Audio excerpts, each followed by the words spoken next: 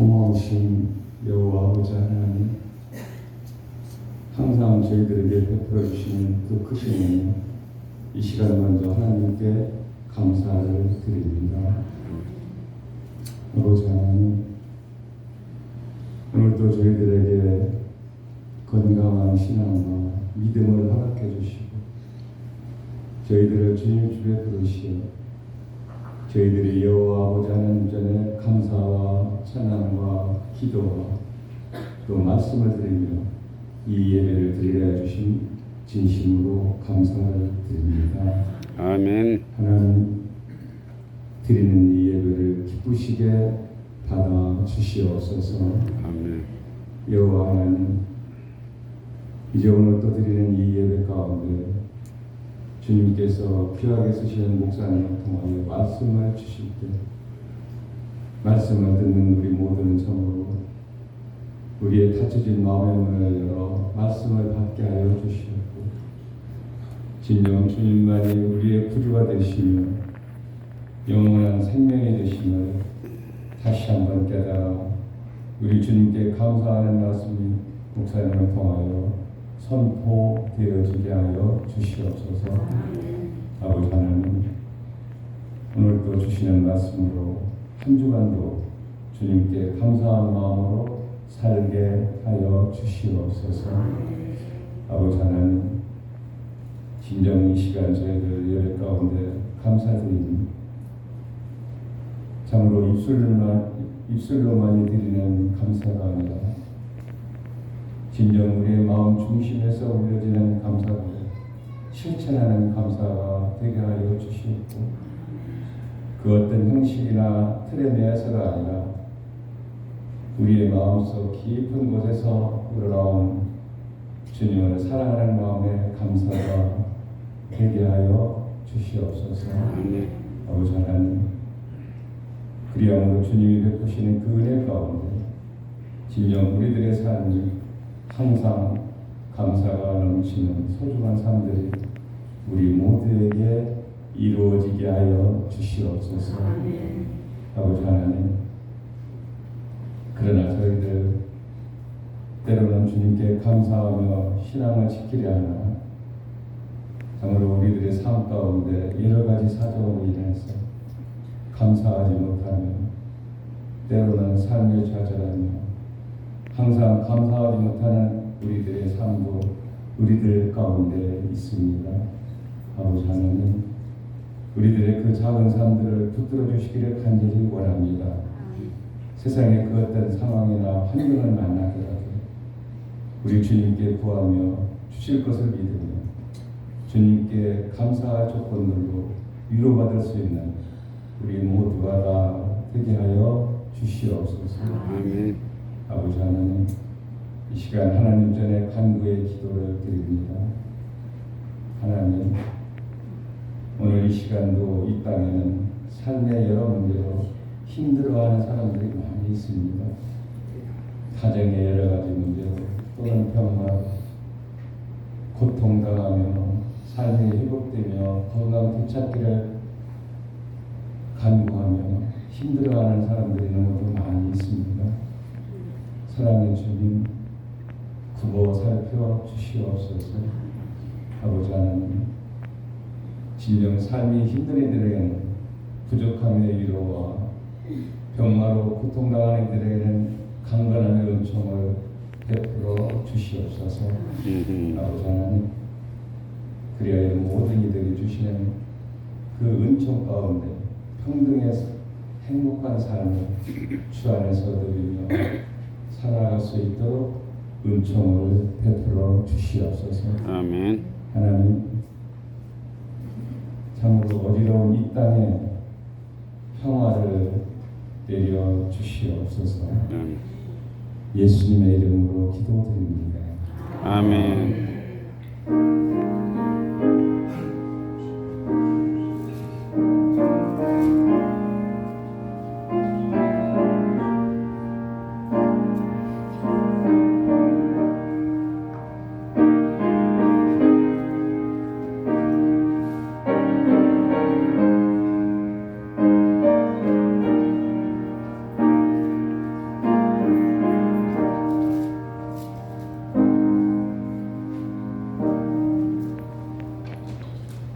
마지막으로 성도들이 하나님께 드린 예물을 합니다.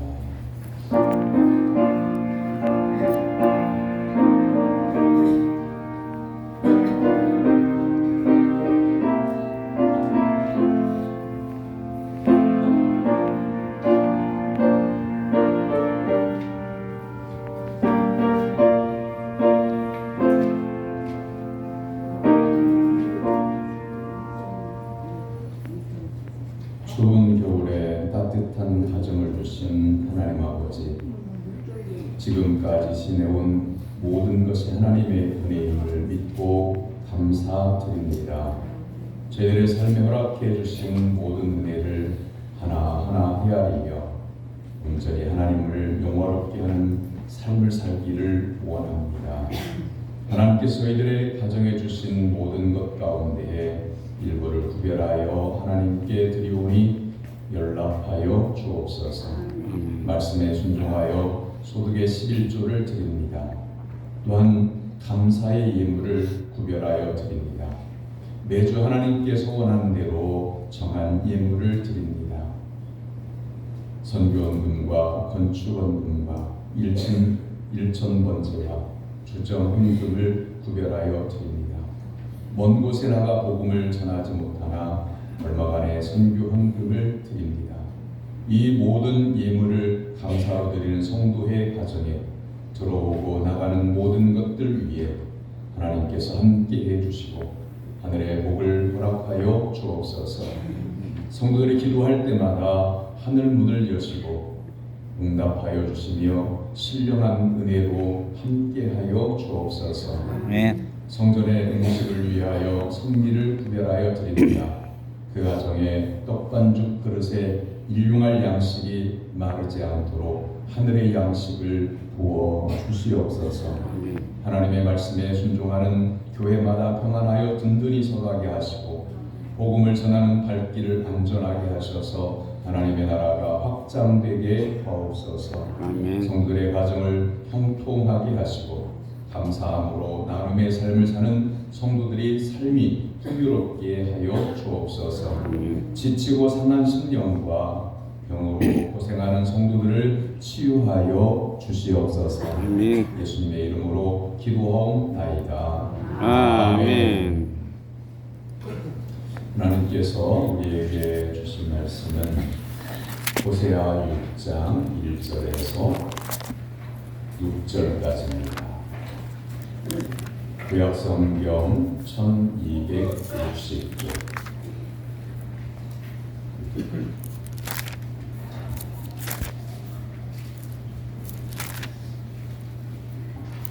호세아 6장 1절에서 6절까지입니다.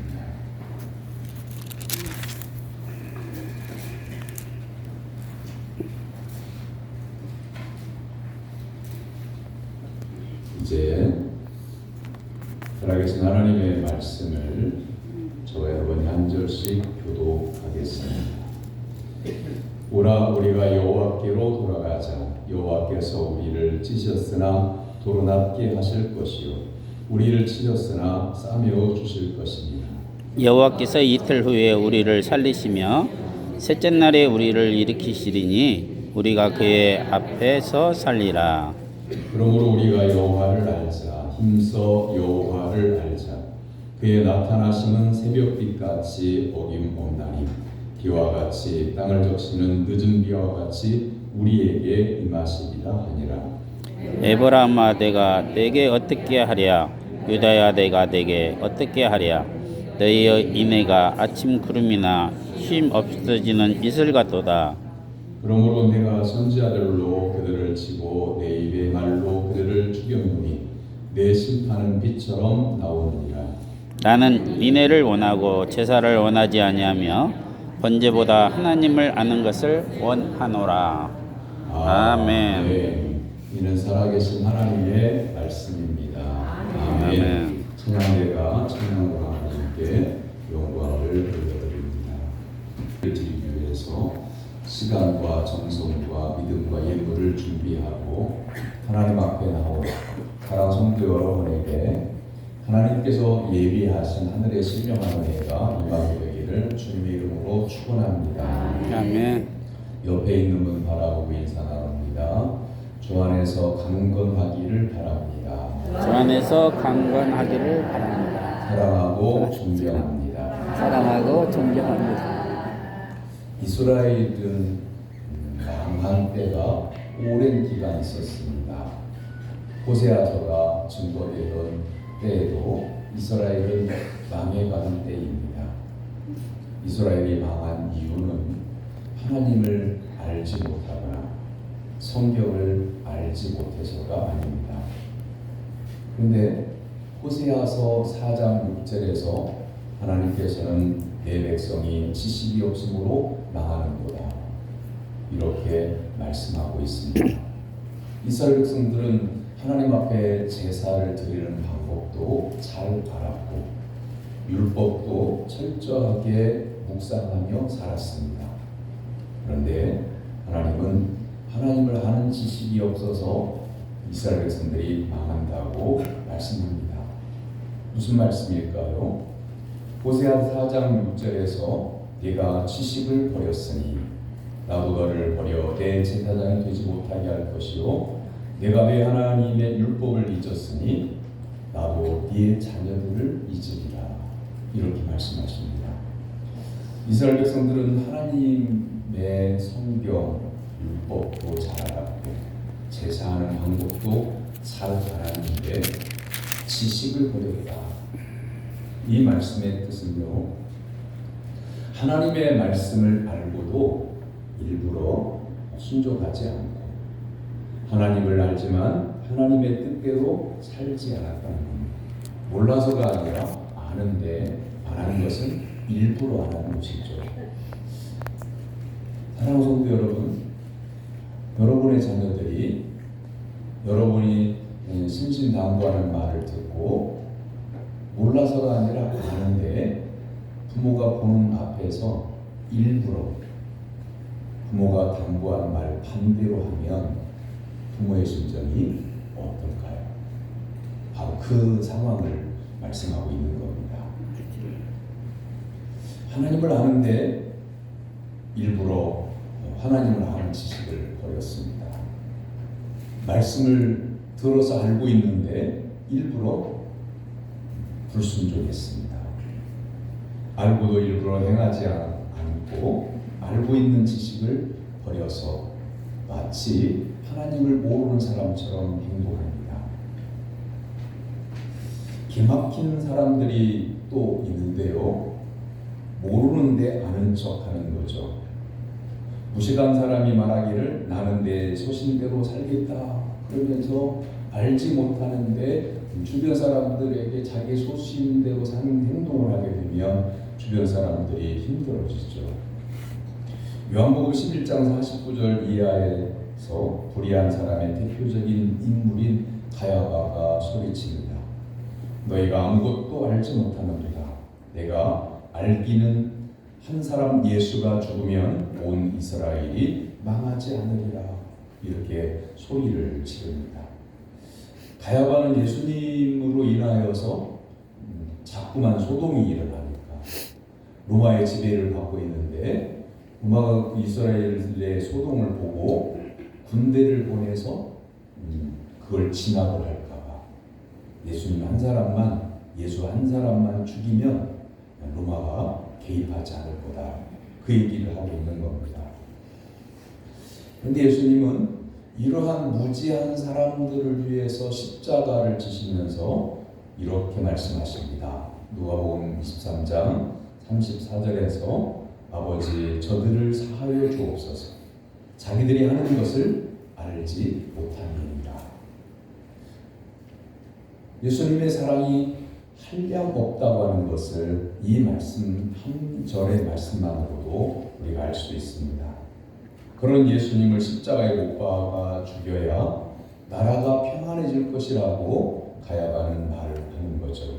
이건 알지 못하는 거죠. 예수님이 누군지 알아요. 가야바가 예수님을 알아볼 때 예수님 얼굴도 알고 예수님의 이름도 알아요.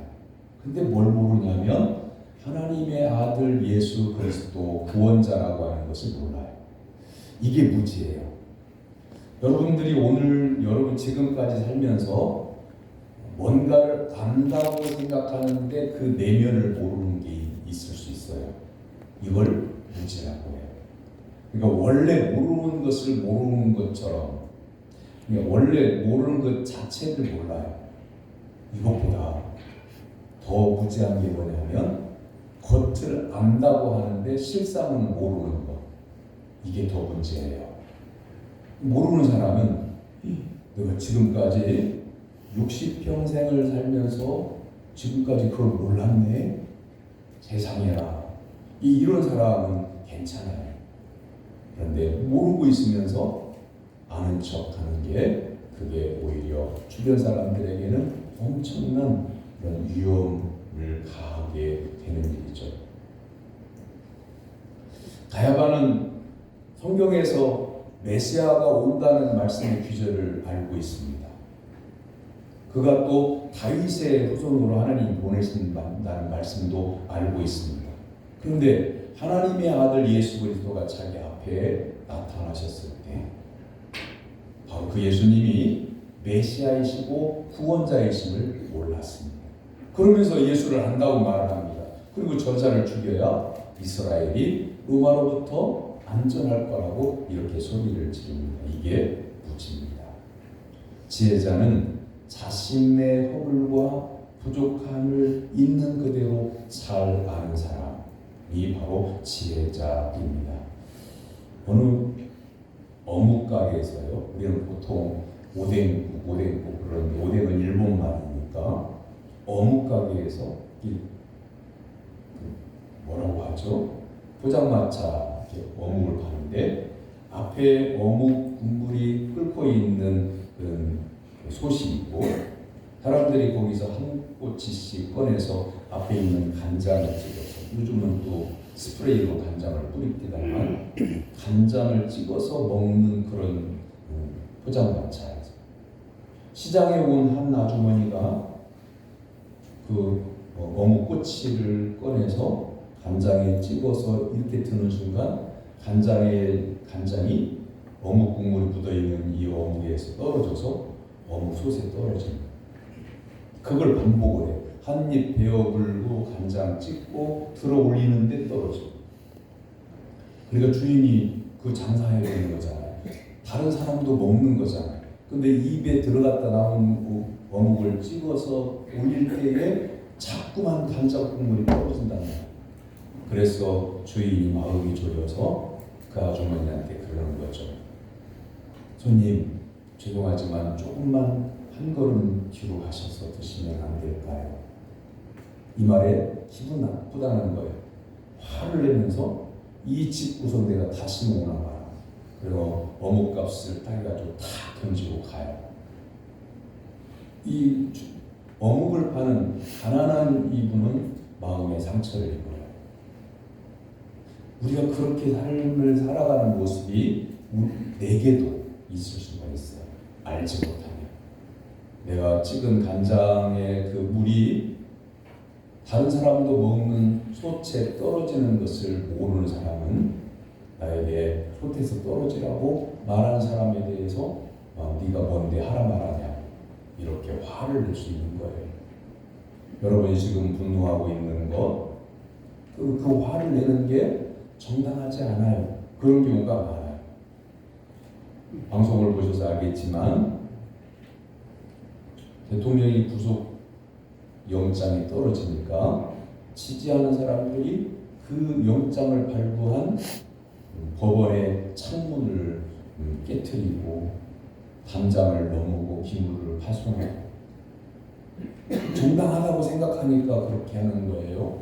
세상에 화를 내고 남의 집을 부수고 담장을 넘고 하는 게 정당한 게 어디 있어요?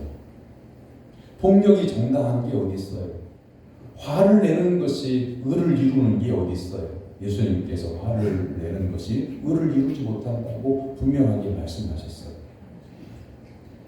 신앙생활을 한다고 하는 것은 세상 가운데서 내가 세상 사람들처럼 죄짓고 하나님을 멀리하고 말씀에 불순종하고 예수님을 알지 못하고 죄악 가운데 사는 사람이 예수님을 구주로 영접해서 예수님이 십자가를 지실 때 묵묵히 하나님 아버지의 뜻에 순종해서 양처럼 끌려가는 것처럼 우리도 하나님께서 우리에게 오라고 하는 길로 십자가의 길이라고 하면 그 십자가를 지고 예수님을 따르는 삶이 바로 성도의 삶이기 때문에 우리의 삶에서 분노하거나 또한 화를 내거나 이런 모든 것들이 그것도 정당하지 않은 내가 잘못한 것에 대해서 말씀으로 책망할 때 그것에 대해서 만약에 분개한다거나 마음속에 불편함을 갖게 된다고 하면 그건 신앙의 삶이 아닌 거죠.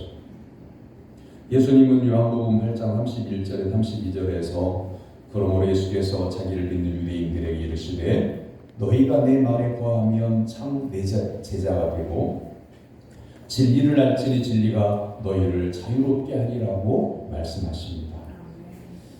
지저스 크라이스트 슈퍼스타라고 하는 영화가 있습니다.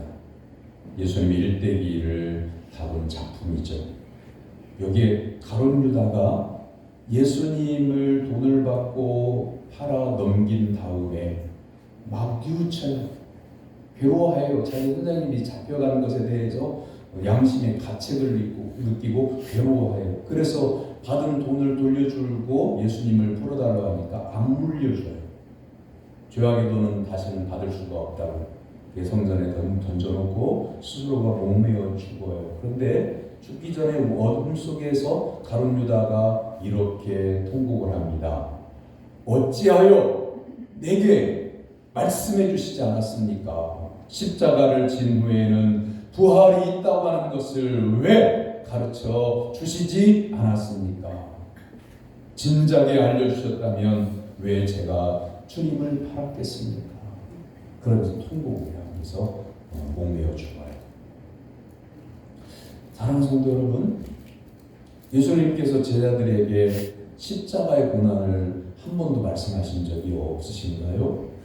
여러 차례 말씀을 해주셨어요. 베드로 같은 경우는 예수님이 십자가에서 죽고 3일 만에 부활하리라 그러니까 멱살을 잡고 항변하면서 그리 마시라고 이렇게 만류까지 했던 사건도 있어요.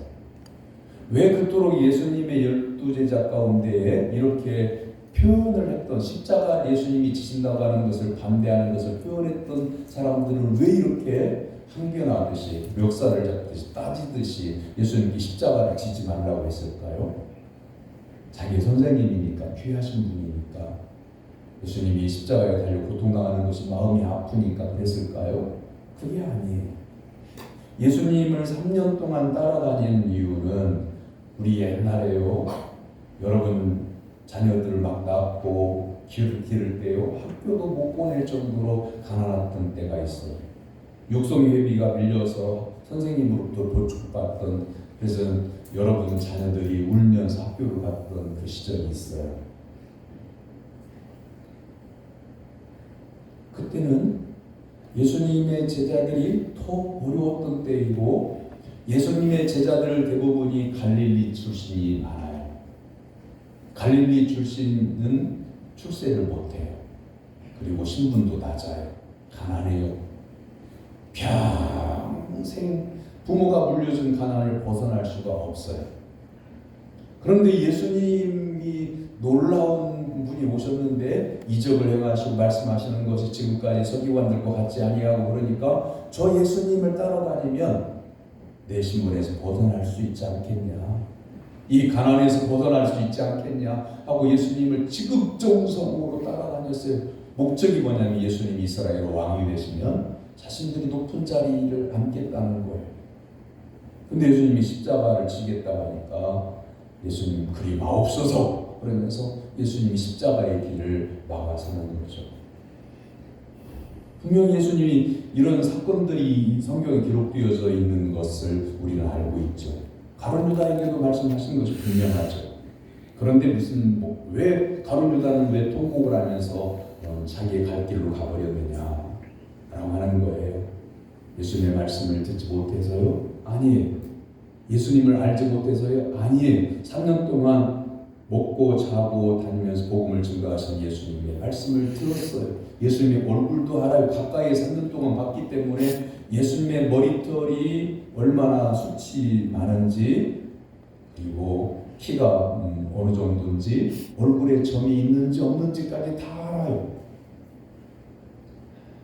근데 가룟유다가 나에게 왜 부활 후에는 십자가 후에는 부활이 있다고 하는 것을 왜 말씀하지 않았습니까? 라고 통곡하는 이유는 뭘까요? 못 들은 게 아니고요, 들었지만 그걸 부인하고 있었던 거예요. 불순종이 그래요.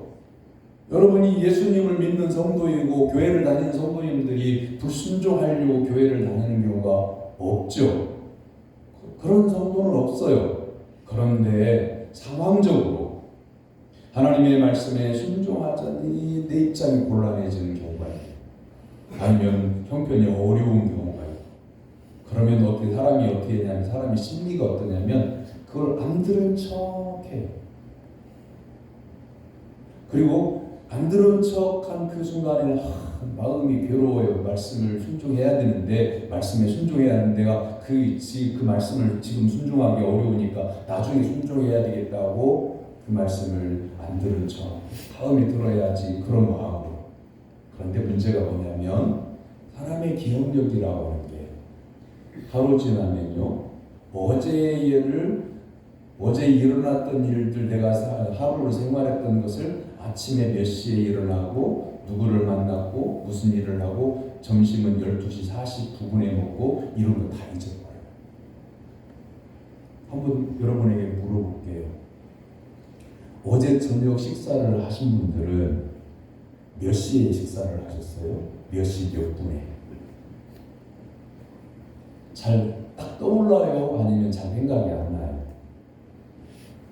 그 질문을 듣자마자 시간이 탁 떠오르는 분이 있는가요? 하루 전에 그것도 있죠. 엊그제, 엇저녁에, 불과 지금으로부터 몇 시간 전에 일어났던 일들도 그게 몇 시였지? 라고 생각을 하게 돼요. 그런데 일주일 지나가요? 한 달 지나가요? 그때 어떤 말씀을 내가 나중에 순종한다고 했지? 까마득히 잊어버리는 거예요. 그래서 우리가 불순종하는 성도가 되는 거예요. 믿음이라고 하는 건요, 날마다 주님께로 가까이 하고 날마다 말씀을 듣고 날마다 기도하여 내 심령이 깨어 있어서요, 하나님의 말씀을 들을 때 늘 마음속에 기꺼이 아멘하게 되고요, 믿음이 새로워지고요, 그 다음에 영적으로 신령해지고요, 그리고 마음에 기쁨이 있는 거예요. 그런데 조금 전에 예를 들었던 한 달 전에 말씀에 그때는 순종을 못하고 다음에 해야지 하고 잊어버린 것이 많아지잖아요. 점점점 내 마음이 어두워져요. 신앙의 기쁨이 사라져요. 그걸 신령한 기쁨이 사라진다고 그렇게 말을 하는데, 그러면 본인이 그렇게 생각해요. 우리 교회는 교회를 나가면 즐거움이 없어. 사실은 마음의 기쁨이 없는 것은 누구의 마음의 기쁨이 없냐면 자기 자신에게 없는 거예요. 오늘 이 자리에 나와 있는 성도님들 가운데에는 조건에 관계없이, 상황에 관계없이 마음속에 기쁨이 충만해져 있는 성도가 있을 수 있어요. 그것은 그 마음이 여호와를 향하여 출고하고 있기 때문에 그런 겁니다. 사랑하는 여러분은 신령한 은혜로 날마다 마음이 새로워지고 말씀을 들을 때마다 아멘으로 답하여 신령한 기쁨이 충만한 성도가 되기를 주님의 이름으로 축원합니다. 아멘. 가장 무서운 죄는 뭐냐면 공부하지 않는 죄이고요. 가장 무서운 사람은요, 자기 생각이 옳다고 고집하는 사람이에요. 그래서 우리가 요즘은 책을 많이 안 읽는다고 해요. 이렇게 성경책처럼 이렇게 엮어져 있는 책, 성경책뿐만 아니라 신앙의 책, 감동적인 책, 종이로 된 책을 많이 안 읽는 시대에 서점에 가보면 알거든요. 책이 안 팔린다는 거죠. 다 유튜브로 봐요. 다 SNS로 봐요. 책도 그 이북이라고 해가지고 컴퓨터로 다 이렇게 자판을 두들겨서 만들어 놓은 그런 책들이 있어요. 그럼 스마트폰으로 그걸 다 보는 거죠. 그것도 300페이지짜리 보는 게 시간도 많이 걸리고 그러니까 그것을 또 요약해주는 그런 어플이 있어요. 300페이지나 되는 그 책을 불과 한 10장 이내에 딱 요약해서 정리해요. 그냥 이렇게 표현하면 안 되는데 엑기스만 딱 골라놓은 그런 요약 줄거리가 있단 말이죠. 여러분은 성경을 얼마나 읽으십니까? 그리고 얼마나 분별력 있는 삶을 살기 위해서 기도로 깨어 있습니까? 기도로 깨어 있다는 말은요, 잠을 안 자고 기도한다는 말이 아니에요. 내 생각이 어두운 부분이 하나님께 기도할 때 성령의 감동으로 팍 하고 밝은 빛이 비쳐 있어서 내 마음속에 무지의 어두움이 사라지는 거, 그게 깨어있는 거예요.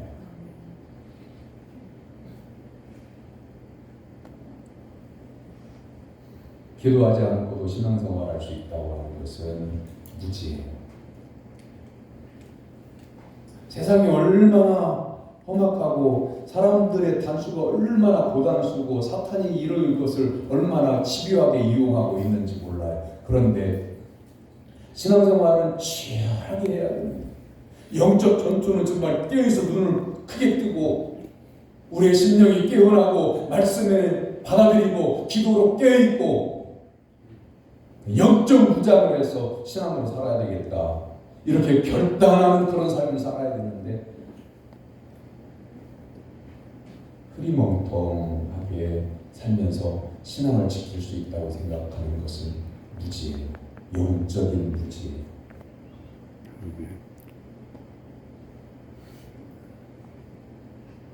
가룟 유다처럼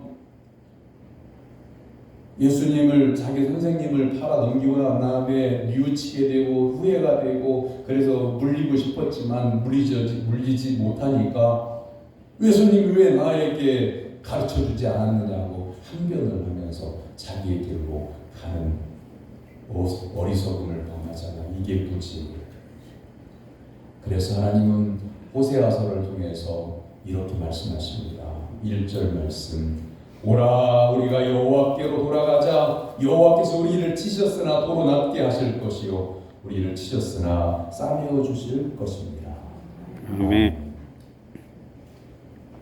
신앙적으로 병든 성도는 마치 병에 걸린 사람이 병원에 가서 진단받고 수술대에 올라서 수술을 해야 하는 것처럼 하나님의 성령의 검으로 말씀의 검으로 그 심령 골수를 쪼개어서 신앙이 병든 그 환처를 도려내는 수술을 해야 살아날 수 있다고 하는 것을 말씀하고 있는 겁니다. 철학자 파스칼은 판세라고 하는 책에서 사람의 유형을 세 가지로 정리를 했어요. 첫째는 하나님께서 살아계시나 안 살아계시나 상관없이 하나님께 대하여 무관심한 사람. 나는 나를 믿는다. 믿으려면 내 주먹을 믿는다. 이런 사람들을 가르쳐요. 둘째는 하나님을 발견하려고 몸부림을 치는데 철학이라고 하는 학문을 통해서 하나님이 지구는 동물다. 하늘은 높다. 그러니 하나님이 어디 계시냐? 그러면서 철학적 사고를 통해서 하나님을 발견하려고 학문적으로 설명하려고 하는 사람. 그런데 이 판세를 쓴 파스칼이 철학자잖아요. 철학을 가지고는 하나님을 발견할 수 없다. 이렇게 결론을 내려요. 그 다음에 세 번째는 하나님을 예수 그리스도를 통하여 발견하고 믿고 따르는 사람이 있다는 거예요. 바로 세 번째 사람들이 하나님을 사랑하고 하나님을 경외하는 믿음의 사람들임을 설명하는 거죠. 예수님께서 요한복음 13장 20절에서 내가 진실로 진실로 너에게 이르노니 내가 보낸 자를 영접하는 것은 나를 영접하는 것이요 나를 영접하는 자는 나를 보내신 이를 영접하는 것이니라. 그러면서 예수님을 본 자는 아버지를 본 자라라고 요한복음 10장 9절에서 결론적으로 말씀을 하셔요. 사랑하는 성도 여러분, 예수 그리스도를 구주로 믿는 사랑하는 성도 여러분이요, 예수 그리스도를 믿음으로 말미암아 우리는 삼위일체 되시는 하나님을 만난 성도임을 기억하기를 주님의 이름으로 축원합니다. 아멘. 오늘 하나님께서 우리에게 세 가지를 강하게 명령하십니다. 첫째는 하나님께로 돌아오라는 것입니다. 하나님께로 돌아온다고 하는 것은 어려운 게 아니에요. 여러분, 바쁘게 세상 속에서 살 때에 세상 일에 바쁘다만 하지 말고 그 바쁜 것이 정말 내가 해야 할 일들을 하면서 바쁜 건지, 아니면 공연한 일로 바쁜 건지 한번 잘 따져보기를 바랍니다. 그리고 시간을 내어서, 바쁜 시간을 쪼개어서 여러분 성전에 달려 나오는 것뿐만 아니라 여러분의 삶의 자리에서도 얼마든지, 여러분이 근무하는 사무실에도 얼마든지 하나님을 만나는 시간을 만들 수가 있습니다. 여러분 가정에서도 얼마든지 하나님 앞에 무릎 꿇는 시간을 만들 수가 있어요. 하루라고 하는 시간 속에, 바쁜 그 시간 속에, 바쁘기 때문에 내 영혼이 무너지고 내 정신이 피폐되어지고 내 마음이 세상으로 인하여 속상해질 때 그러기 때문에 무릎 꿇고 하나님의 은혜를 반드시 받아야 해요. 아멘. 사랑하는 성도 여러분, 여러분의 생각을 버리고 여러분의 계획을 좀 내려놓고 하나님께로 마음을 다하여 돌이키는 성도가 되기를 주님의 이름으로 축원합니다. 아멘. 두 번째는 내 안에서 살아라 라고 하는 것입니다. 인생이 곤고하다면 더욱 하나님의 수술대 위에서 찢고 싸미는 고침을 받아가야 살 수가 있습니다. 여러분이 병이 나가지고 수술을 해야 되는데 수술하는 의사한테 이렇게 말하는 사람이 있습니까? 이 부분이 아파서 이 부분을 수술을 하는데 막 그 속에 염증이 생겨가지고 배를 째고 그 염증을 도려내야 돼요. 근데 이렇게 손만 대도 아파요. 걸으려고 걸음만 뛰어도 아파요. 얼마나 염증이 심한지. 그러니까 그 사람이 의사 선생님에게 이렇게 부탁을 하는 거예요. 선생님, 여기가 제일 아프니까 여기를 피해서 수술해 주세요. 그냥 손대도 아픈데 칼 대면 얼마나 아프겠어요. 그러니까 여기를 피해서 수술해요. 그럼 그 사람 나아요, 안 나아요? 그렇게 해요, 안 해요? 의사 선생님이 수술하는 것을 봤는데 환자가 마취하긴 했지만 느낀다고 그래요. 소리는 다 듣는다고 해요. 그래서 그 집도하는 의사 선생님이 메스라고 하죠. 수술용 칼을 그냥 살에 댈 때에 조심스럽게 대는 줄 알았어요. 가족이 그 수술을 받을 때 참관하라고 해서 잠깐 참관한 적이 있는데 조심스럽게 그 아버지의 환처에 이렇게 칼을 대주기를 바랬어요. 근데 외과 의사가 하는 거잖아요. 칼을 쫙 잡더니 딱 대더니 확 붙어요. 깜짝 놀랐어요. 조심하지 않더라고요. 옛날에 돼지를 집에서 잡을 때, 명절 되어 잡을 때, 돼지 멱 달 때에 야 돼지야 미안하다, 아플 테니까 조금만 참어, 살살할게. 그런 경우 못 봤어요. 돼지를 막 묶어놓더니, 발버둥치는 돼지를 묶어놓더니 막 그냥 멱을 확 따는 거죠. 돼지가 막 꽥꽥 소리를 질러요. 아프다, 발버둥을 쳐요, 살고 싶다. 사랑하는 성도 여러분, 신앙의 병이 들지 않아요. 그 신앙의 병든 부위를 도려내지 않으면 죽어요.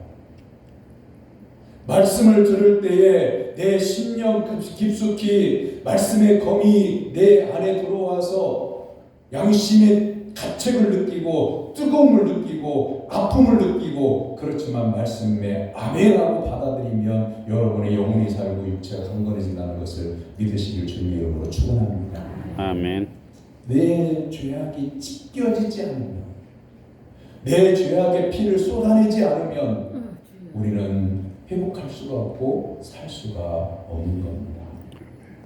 세 번째는 힘써 여호와를 알자.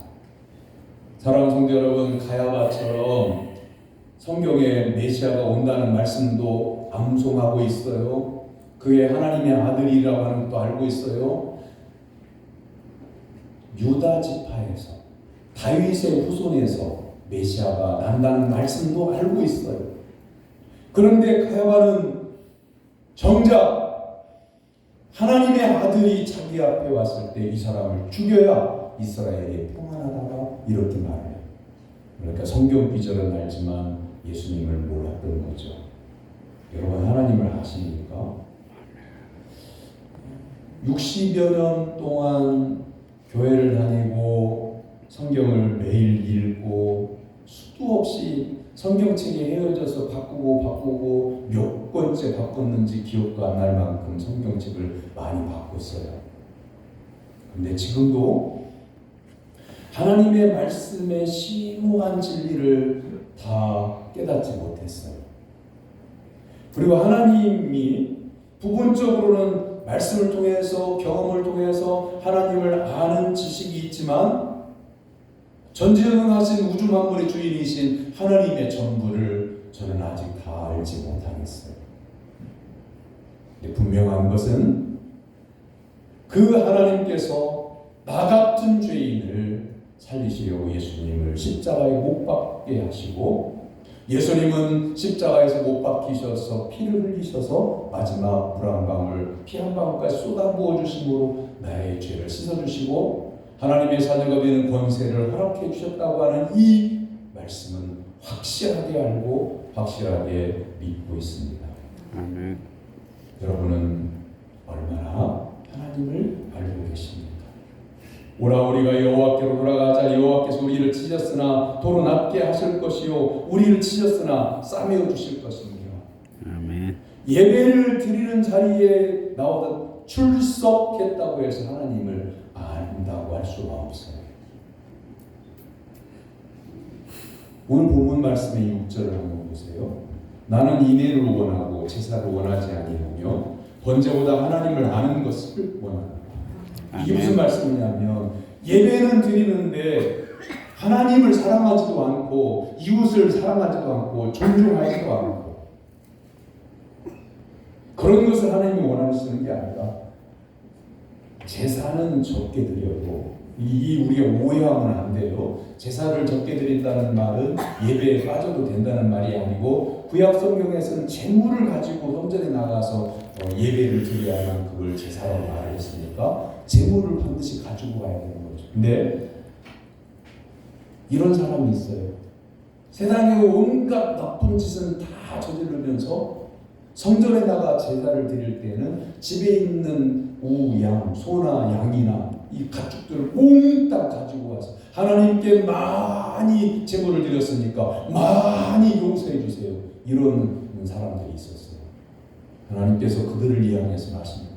많은 제물을 내가 원하는 게 아니라 너 하나님을 사랑하고 가족을 사랑하고 이웃을 사랑하는 인애를 가지고 생활하는 진짜 성도의 삶을 내가 원하는 거지 제물의 양을 내가 원하지 않는다. 이런 말씀이에요.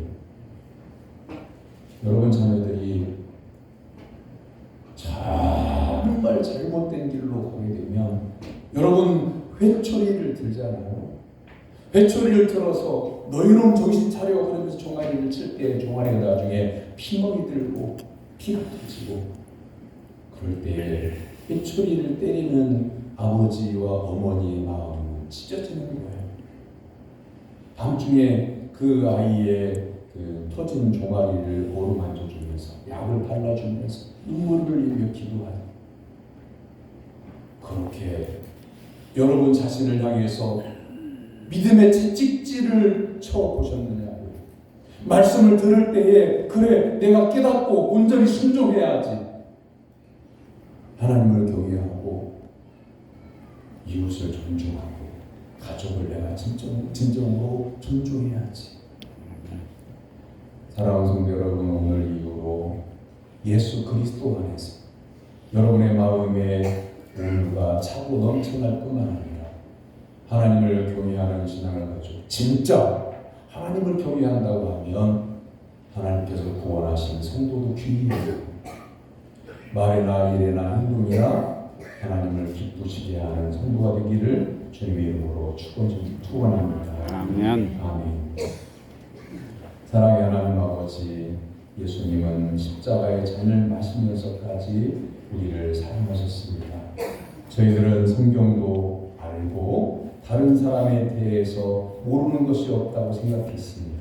그러나 그렇게 잘 안다고 하면서 이웃의 마음을 아프게 하고 하나님의 마음을 아프게 했습니다.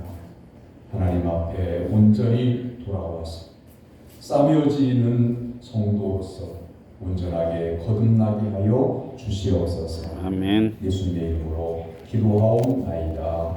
아멘. 받은 사랑 성도 여러분, 여러분의 삶의 현장으로 나가 복음을 전하며 살 것을 주님의 이름으로 위탁합니다. 아멘. 여호와는 내게 복을 주시고 너를 지키시기를 원하며 여호와는 그의 얼굴을 내게 비추사 은혜 베푸시기를 원하며 여호와는 그 얼굴을 내게로 향하여 드사 평강 주시기를 원하노라. 아멘.